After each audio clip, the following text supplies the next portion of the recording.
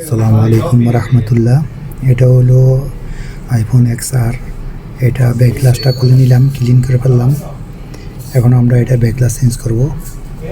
দেখেন একবার same same colour, কিছু সময় সেম সেম কালার পাওয়া যায় না, একবার অরিজিনাল কালার পাইছি। দেখেন আলহামদুলিল্লাহ একবার ক্লিয়ার লাগছে। এখন এটা আমরা গ্লু দেব, চারিদিকে সুন্দর করে গ্লু দিয়ে ভালো করে ফিক্সিং করব যেন একবার অরিজিনাল মতো লাগে। অরিজিনাল মতো অবশ্যই লাগবে না, তাদের গ্লু এরকম। তো এটা সুন্দর করে চারিদিক দিয়ে গুলি দিতেছি, গুলি দিয়া সুন্দর করে আমরা ফিটিং করব আইফোন XR এর ব্যাক গ্লাস।